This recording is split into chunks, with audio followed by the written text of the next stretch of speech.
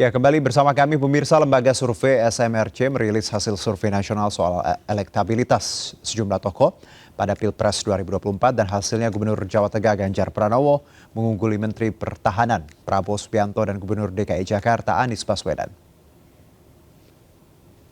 Dalam survei terbarunya, SMRC memaparkan elektabilitas nasional Ganjar berada di angka 18,1%. Prabowo menyusul di posisi kedua sebanyak 17,6% dan Anies di 14,4%. Menurut SMRC, dalam setahun terakhir, dukungan kepada Ganjar naik dari 8,8% pada Maret 2021 menjadi 18,1% pada Maret 2022. Selain Ganjar, elektabilitas Anies juga meningkat dari 11,2% menjadi 14,4%. Sementara itu, elektabilitas Prabowo Subianto menurun dalam setahun terakhir dari 20% menjadi 17,6%.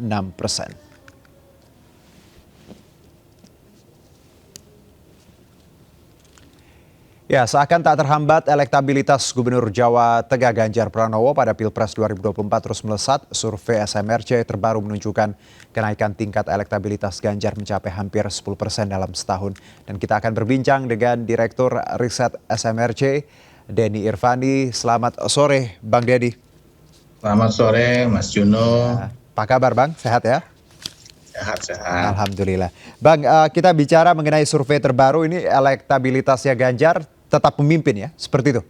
Ya benar, di survei terbaru yang dilakukan oleh SMRC pada 13 sampai 20 Maret yang lalu ya, secara nasional Ganjar berada di posisi teratas dengan elektabilitas 18,1%.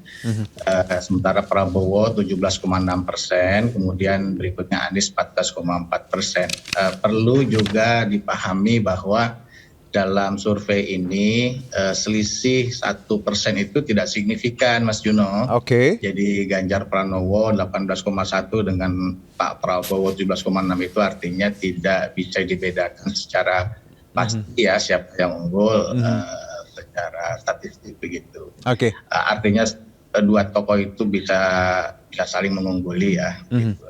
Nah, kalau kita bicara mengenai elektabilitas seorang Ganjar, kita tahu bahwa tadi dari keterangan Anda meningkat di tahun ini dibandingkan tahun lalu. Padahal kita tahu Pak Ganjar sendiri sempat beberapa kali ada ya sejumlah isu sensitif, wadas seperti itu. Apa yang menyebabkan nama Ganjar masih memimpin kalau dari SMRC sendiri? Ya, dalam pilihan presiden, faktor yang paling elementer bagi pemilih itu adalah popularitas ya.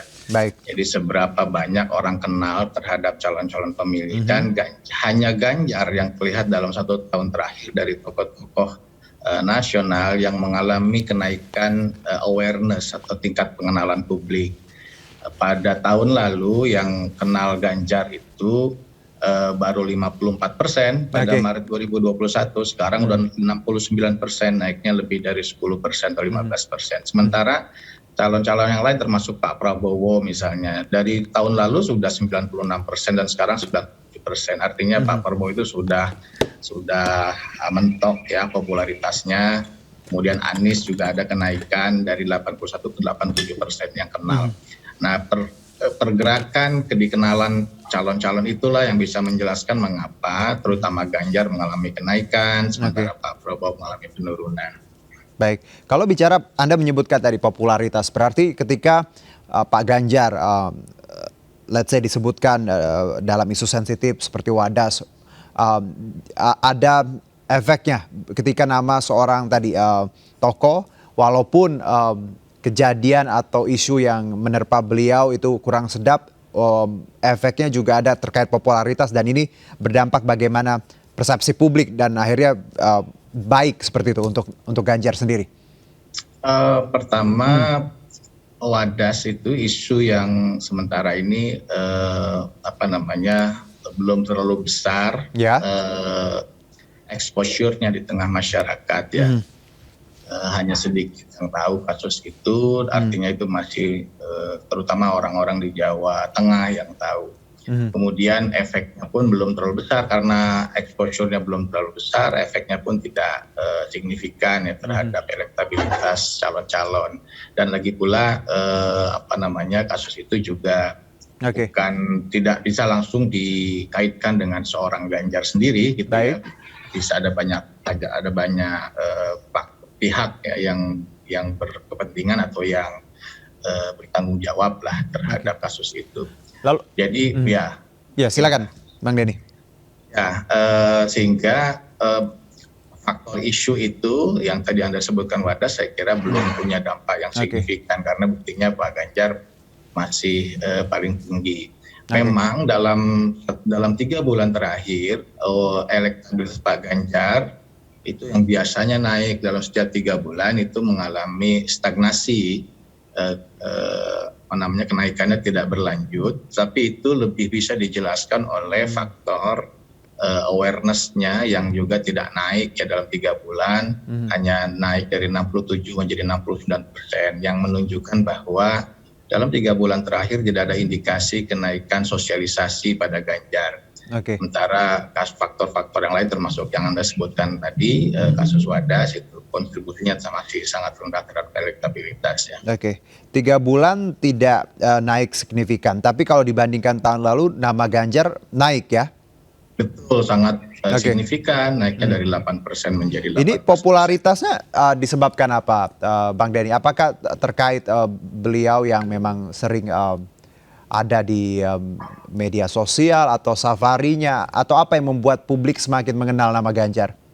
Ya, terutama ekspos berita di berbagai media, termasuk media sosial, dan juga dalam kita melihat ada kenaikan yang signifikan, terutama dari Mei 2021 ke September 2021. Itu naiknya mencapai 10% awareness pada Ganjar, bertepatan dengan hebohnya berita friksi di kandang banteng ya tentang Pak Ganjar dengan beberapa tokoh elit politik, elit PDIP pada saat itu. Itu yang menaikkan awareness pada Ganjar, dan pada saat yang bersamaan juga ternyata likability Ganjar itu masih positif, walaupun dia diterpa isu tidak sedap, hubungan yang tidak harmonis dengan beberapa tokoh elit PDIP, tetapi ternyata tidak menggerus elektabilitas atau likability-nya. Baik. Nah, kalau bicara mengenai ada hasil juga saya baca bahwa banyak pemilih PDIP lebih memilih Ganjar daripada Puan. Benar seperti itu? Ya, benar. Pada saat yang sama dalam survei ini kita juga mengamati bagaimana arah dukungan dari masa PDI Perjuangan ya. Kenapa masa PDI Perjuangan? Karena ini partai yang sangat besar, pemenang pemilu 2019, kemudian dalam berbagai research terkini menunjukkan bahwa elektabilitas PDI Perjuangan masih jauh lebih tinggi dari partai-partai lain, sehingga arah dukungan dari masa pemilih ini sangat penting bagi calon-calon presiden. Dan memang seperti yang disebutkan tadi, dalam semi terbuka ya, dalam format pertanyaan semi terbuka, artinya yang pertanyaan sifatnya inklusif, Pak Ganjar di kelompok pemilih masa pemilih PDI Perjuangan memperoleh 34% dukungan, sementara Mbak Puan pada Maret 2022 hanya mendapat 1,9% dari masa pemilih PDI Perjuangan. Jaraknya sangat jauh. Apa yang membuat tadi pemilih dari PDIP ini lebih berat ke Ganjar? Karena kita tahu Puan sendiri kan adalah sosok penting sekali di PDIP. Kalau kita compare dengan Pak Ganjar juga memang penting, tapi ada tentunya ada pembedaan seperti itu. Anda melihat ini kenapa pemilih lebih loyal ke Ganjar daripada Puan? Iya, perilaku pemilih kita itu atau kecenderungan sikap dan perilaku pemilih kita itu bisa dijelaskan oleh bagaimana mereka mempertimbangkan seorang calon gitu ya dalam memilih. Yang paling penting bagi pemilih itu adalah kualitas personal dari calon itu sendiri. Misalnya kualitas personal dalam arti empati ya, calon yang punya perhatian pada rakyat, dekat dengan masyarakat, kemudian kejujuran, integritas dari calon itu memang dari dua atau beberapa faktor yang berkaitan dengan kualitas personal, Ganjar itu unggul dari Mbak Puan ya. Dianggapnya lebih perhatian dari Mbak Puan, lebih punya integritas, lebih tegas, lebih mampu memimpin, lebih pintar, dan termasuk juga lebih religius juga dibanding Mbak Puan. Jadi beberapa karakteristik itu dinilai oleh masyarakat, bukan karena Mbak Puan itu tokoh penting di PDIP sehingga otomatis mendapat dukungan yang lebih besar. Ternyata tidak. Tidak ya. Jadi banyak aspek yang membuat tadi Ganjar untuk dalam skop pemilih PDIP lebih banyak dipilih seperti itu ya dibandingkan Mbak Puan. Ya betul, tidak ada stigma bagi Ganjar. Untuk Bang Denny, kita jeda dulu, nanti kita sambung di segmen berikutnya, dan pemirsa tetap bersama kami di MNC News Now.